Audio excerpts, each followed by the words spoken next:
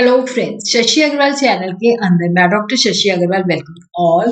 तो आज का जो हमारा सब्जेक्ट है वो है बिजनेस एनवायरनमेंट, और जिसके अंदर we are going to understand the interaction matrix of different environment factors.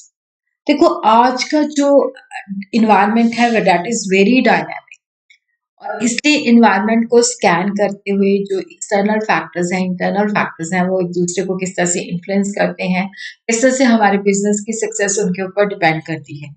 अगर आपको मेरा ये एफर्ट सही लगता है तो please do like my video, इसको शेयर कीजिए, कमेंट कीजिए, और मेरे चैनल शशि अग्रवाल को सब्सक्राइब कीजिए। किसी भी बिजनेस की सक्सेस जो है उस बात पे डिपेंड करती है कि अगर इन्वायरमेंट में जो चेंजेस हो रही हैं उसकी उसको परफेक्ट नॉलेज है, उसका उसको पूरा नॉलेज है कि इन्वायरमेंट में क्या हो रहा है, कैसे उसके बिजनेस को इम्पैक्ट हो सकता है, और अगर वो सुटेबली अपने बिजनेस को भी डायनामिक इन्वायरमेंट के अकॉर्डिंगली अडेप्ट करता रहता है।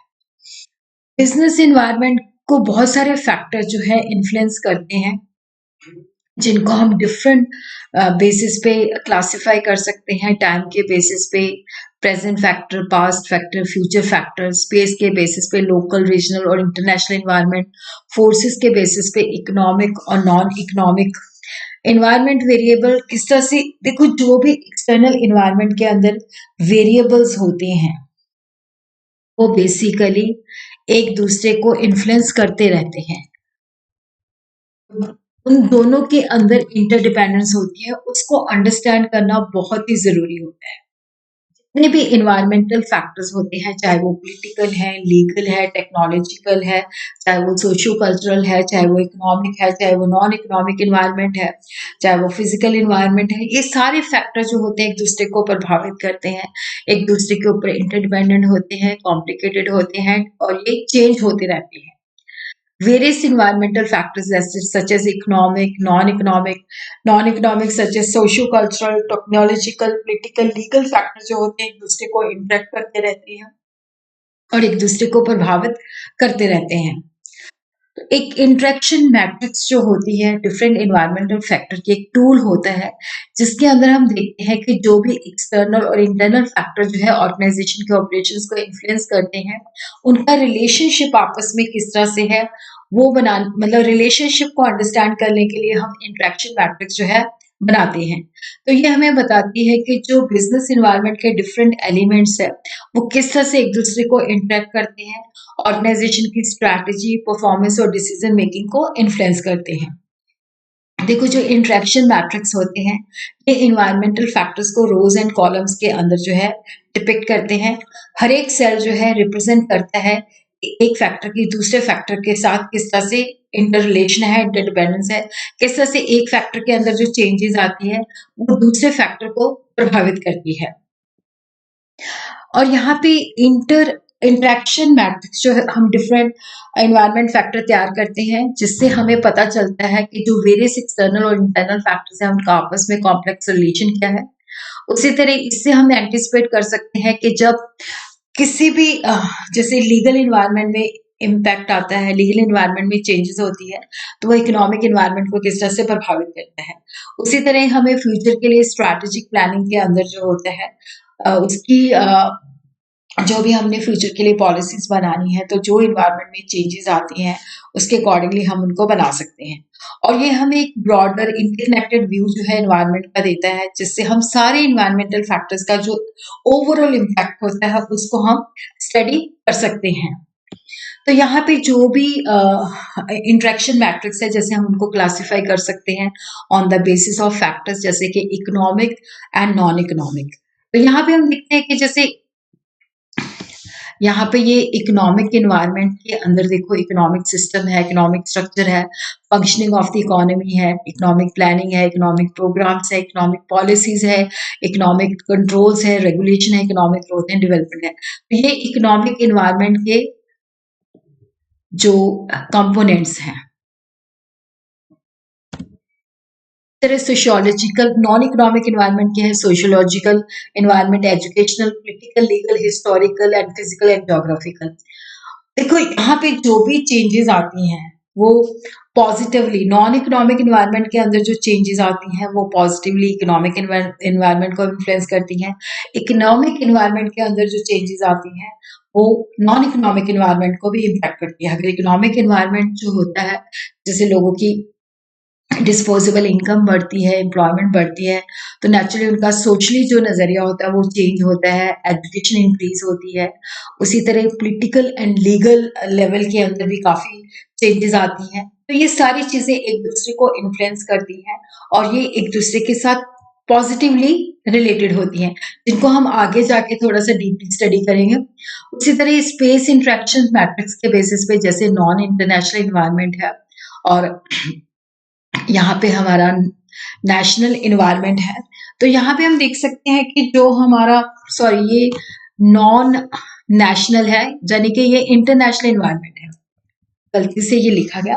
तो नेशनल एनवायरनमेंट और इंटरनेशनल एनवायरनमेंट एक दूसरे से किस तरह से इन्फ्लुएंस करते हैं। जैसे इंटरनेशनल एनवायरनमेंट के अंदर लीगल, इकोनॉमिक भी है, नॉन इकोनॉमिक भी है। उसी तरह नेशनल इकोनॉमिक एनवायरनमेंट के अंदर जो है वो किस तरह से इंटरनेशनल एनवायरनमेंट जो है नेशनल इकोनॉमिक इकोनॉमिक और नॉन इकोनॉमिक को इन्फ्लुएंस करता है। उसी तरह जो रीजनल इकोनॉमिक और नॉन इकोनॉमिक इंटरनेशनल एनवायरनमेंट होते हैं वो नेशनल एनवायरनमेंट को किस तरह से इन्फ्लुएंस करते हैं। तो यहाँ पे हम उनको इस बेसिस पे क्लासिफाई कर सकते हैं। उसके बाद हम टाइम के बेसिस पे कर सकते हैं, जैसे पास्ट है, ठीक है। जैसे यहाँ पे बेसिकली क्या है कि जो प्रेजेंट इन्वायरमेंट है वो किस तरह से नॉन प्रेजेंट इन्वायरमेंट जो पास्ट और फ्यूचर के साथ किस तरह से एसोसिएटेड है। तो अब हम जो इम्पोर्टेंट इन्वायरमेंटल फैक्टर्स हैं जो हमारे मतलब बिजनेस को इन्फ्लुएंस करते हैं उसको वन बाय वन करके स्टडी करेंगे। देखो, कोई भी देश जो है आज के जमाने में आइसोलेटेड नहीं है। वर्ल्ड के अंदर सारे देश जो हैं उनका आपस में इंटर रिलेशन है, उनके बिजनेस एक्टिविटीज जुड़ी हुई हैं और जिस तरह से कोई भी ग्लोबली कोई भी चीज अगर करती है तो वो पूरी दूसरे देशों को भी इन्फ्लुएंस करती है। All the economic factors they have interaction with the non economic factors. तो अगर देखो, जैसे फिस्कल पॉलिसी के बारे में नॉलेज है तो उससे क्या होता है कि प्रॉपर मोबिलाइजेशन होती है ह्यूमन एंड मटेरियल रिसोर्सेज की, इससे क्या होता है कॉस्ट रिडक्शन होती है, सोशल वेलफेयर इंक्रीज होता है। उसी तरह मॉनेटरी पॉलिसी से मनी सप्लाई के ऊपर चेक रहता है, इन्फ्लेशन जो है प्राइस स्टेबिलिटी रहती है जिससे बिजनेस ग्रो होता है। उसी तरह अगर लिबरल इंडस्ट्रियल पॉलिसी जो है अडॉप्ट की जाती है तो जिससे क्या होता है कि फर्में जो होती हैं आसानी के साथ टेक्निक्स और इक्विपमेंट जो है मंगवा सकती हैं, जिससे उनकी टेक्नोलॉजिकल डेवलपमेंट जो है इंक्रीज होती है। और उसी तरह देखो, अगर प्रोडक्शन के अंदर जो है जैसे एग्रीकल्चर ग्रोथ होती है तो जिससे भी क्या होता है कि इंडस्ट्रियल सेक्टर की भी जो है वो ग्रोथ होती है, क्योंकि एग्रीकल्चर ग्रोथ होती है तो इंडस्ट्रियल सेक्टर की भी डिमांड बढ़ती है प्रोडक्ट्स की, जिससे क्या होता है कि वैल्यू एडिशन, एम्प्लॉयमेंट जनरेशन होती है इंडस्ट्री सेक्टर के अंदर और फार्मिंग सेक्टर को भी इकोनॉमिक बेनिफिट मिलते हैं जिससे इकोनॉमिक वेलफेयर इंक्रीज होता है। उसी तरह अगर फिजिकल लिमिट्स यूनिट्स के अंदर जो है बताया जाए कि हमने इतनी मैक्सिमम प्रोडक्शन करनी है, इससे ज़्यादा नहीं करनी, तो इससे भी प्राइसेस स्टेबलाइज रहती है। तो जब प्राइसेस स्टेबलाइज होती है तो इकोनॉमी के अंदर फ्लक्चुएशन नहीं होती और लोगों का इकोनॉमिक और सोशल वेलफेयर दोनों ही इंक्रीज होता है।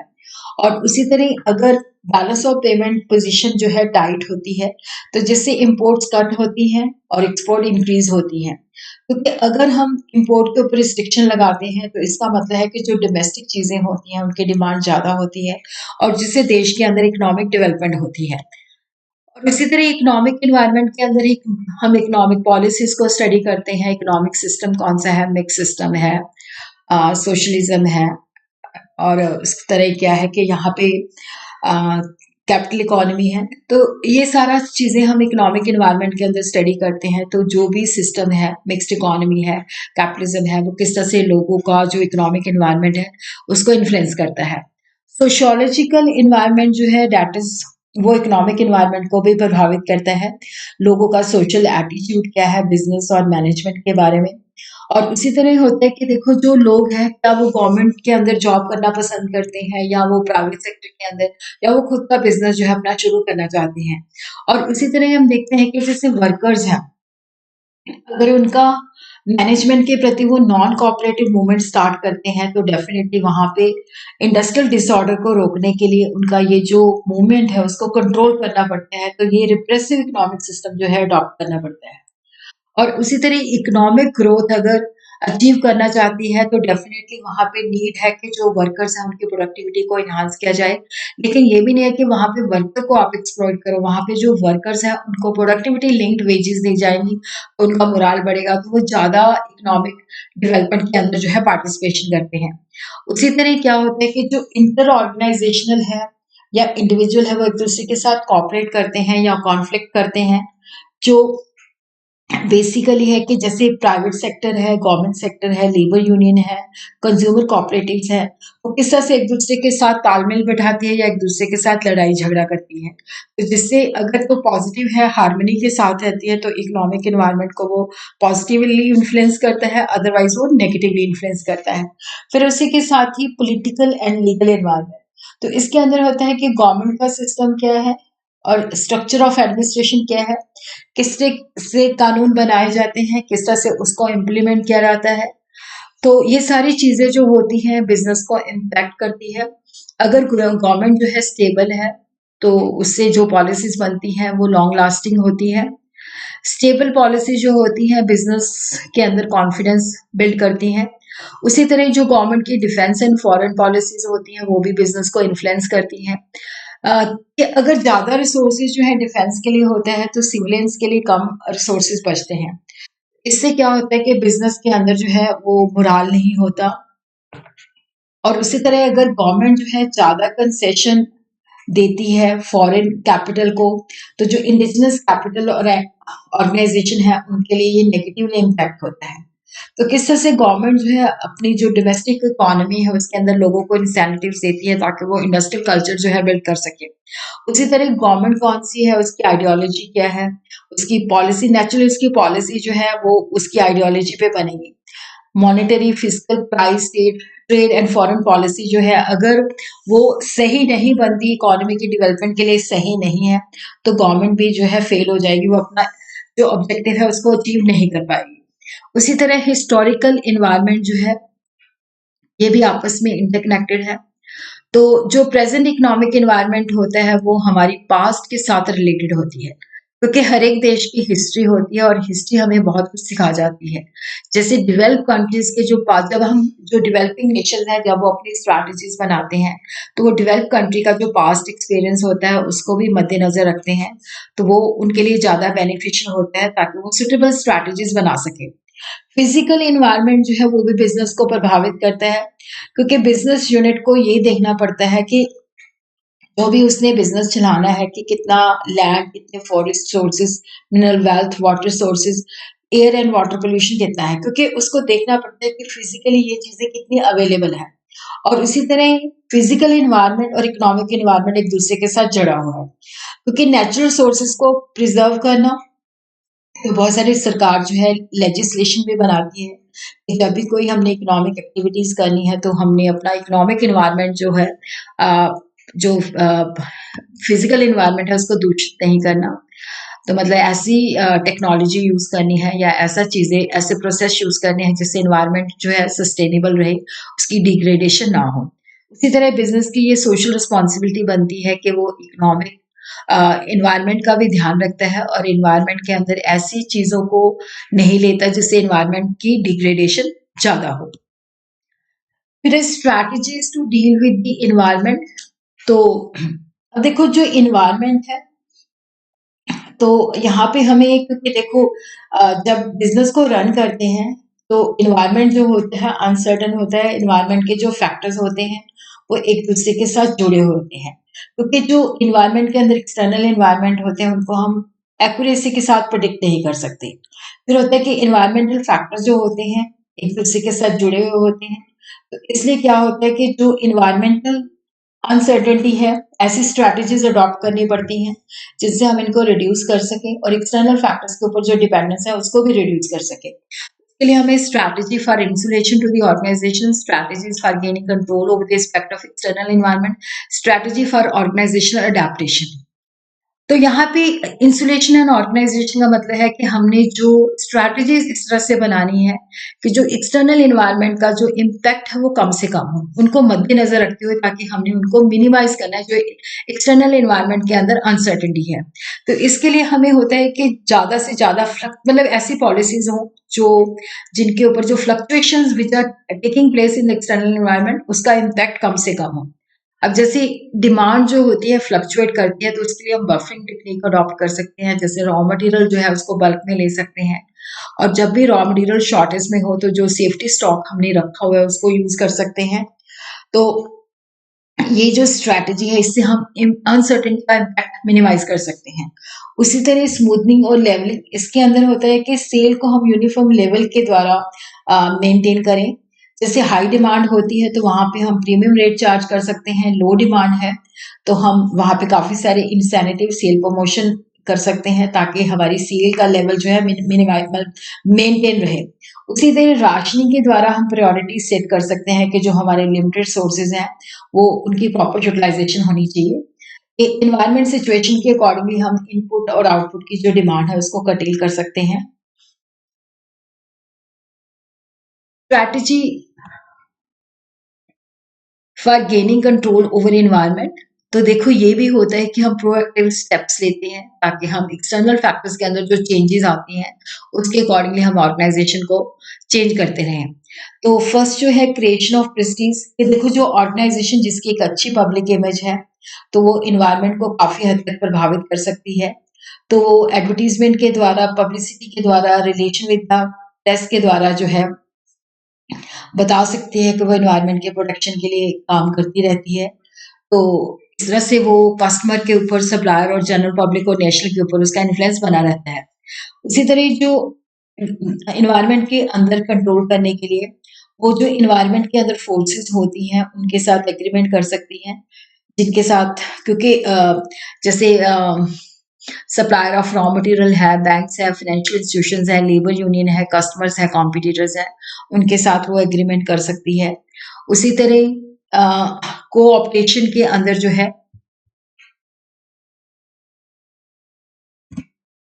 इसके अंदर हम इंडिविजुअल, यहाँ पे हम पॉलिसी मेकिंग स्ट्रक्चर के अंदर जो है काफी लोगों को लेके आते हैं जो हमें लगता है कि हमारे लिए ऑपोजिशन क्रिएट कर सकते हैं। जैसे फाइनेंशियल इंस्टीट्यूशन से हम लोन वगैरह लेते हैं तो उनके कुछ बंदों को हम अपनी उसमें डायरेक्टर के रूप में अपॉइंट कर सकते हैं ताकि वो प्रॉब्लम को अंडरस्टैंड कर सकें। उसी तरह जो इम्पोर्टेंट पर्सोनल्स होते हैं उनको हम इन्वायरमेंट से ले सकते हैं ताकि ऑर्गेनाइजेशन की कैपेबिलिटी को इन्हांस कर सके। जो लोग हमें लगता है ज़्यादा उनमें स्किल है, ज़्यादा एक्सपर्टीज है और जो ऑर्गेनाइजेशन की सक्सेस के लिए रिक्वायर्ड है, तो वहाँ पे हम रिक्रूटमेंट स्ट्रैटेजीज के द्वारा उनको ले सकते हैं। टॉप टैलेंट के साथ रिलेशन बिल्ड करके ले सकते हैं, उनको कॉम्पिटिटिव कॉम्पनसेशन पैकेज करके की पर्सोनल को हम अट्रैक्ट कर सकते हैं। कंपनी जो है head hunting, networking, leveraging use, मतलब जो इंडस्ट्री के कनेक्शन है वो यूज करके हाईली क्वालिफाइड कैंडिडेट्स को हायर कर सकती है। इससे क्या होता है कि एक स्ट्रॉन्ग एम्प्लॉयर ब्रांड की इमेज पॉलिसीज बनती हैं। फिर उसी तरह लॉबिंग जो है वो कर सकती है जिससे वो पब्लिक पॉलिसी और डिसीजन को जो है इफेक्ट कर सकती है। इसके अंदर लॉ मेकर के साथ, गवर्नमेंट ऑफिशियल या रेगुलेटरी बॉडीज के साथ वो रिलेशन बिल्ड करके जो लेजिस्लेशन है उसको इन्फ्लुएंस कर सकती है। तो लॉबिंग जो है डायरेक्ट कम्युनिकेशन, पब्लिक कंपेन या financial support for political candidates के द्वारा हो सकता है। उसी तरह कॉलिसिंग के अंदर क्या होता है कि जैसे दो या दो से ऑर्गेनाइजेशन जिनका जैसे raw material almost sources same है तो वो मर्ज कर सकती हैं एक दूसरे के साथ ताकि सोर्सेज के अंदर उनका बेटर कंट्रोल हो सके। इसी तरह स्ट्रैटेजीज फॉर ऑर्गेनाइजेशनल अडॉप्शन, जिसके अंदर ऑर्गेनाइजेशन स्ट्रक्चर की अडेप्टेशन और सिस्टम एंड प्रोसेस के अडेप्टेशन। देखो यहाँ पे जो इन्वायरमेंट के अंदर चेंजेस होती हैं उसी के अकॉर्डिंगली ऑर्गेनाइजेशन स्ट्रक्चर के अंदर चेंजेस लाई जाती है ताकि ऑर्गेनाइजेशन के गोल्स अचीव हो सकें। तो hierarchy level, rules, communication channel के अंदर चेंजेस लाई जाती हैं। उसी तरह हम देखते हैं कि जहाँ पे स्टेबल एनवायरनमेंट होता है वहाँ पे हम मैकेनिस्टिक स्ट्रक्चर अडॉप्ट कर सकते हैं, और जहाँ पे डायनामिक एनवायरनमेंट होता है वहाँ पे हम ऑर्गेनिक स्ट्रक्चर अडॉप्ट कर सकते हैं। उसी तरह जैसे जैसे चेंजेस आती रहती हैं तो हम अपने सिस्टम और प्रोसेस को भी एनवायरनमेंट के अंदर जो चेंजेस आती हैं, टेक्नोलॉजीज़ को अडॉप्ट कर सकते हैं। न्यू टेक्नोलॉजी ताकि हम एनवायरनमेंट के साथ जो है अडैप्ट कर सकें, अपनी प्रोडक्टिविटी को एनहांस कर सकें। तो कंटिन्यूअस अडैप्टेशन से होता है कि हम वही सिस्टम और प्रोसेस यूज़ करते हैं, जो हमारे लिए रेलेवेंट है और जो हमारी ऑर्गेनाइज़ेशन की स्ट्रैटेजी गोल के साथ जो है रिलेट करते हैं।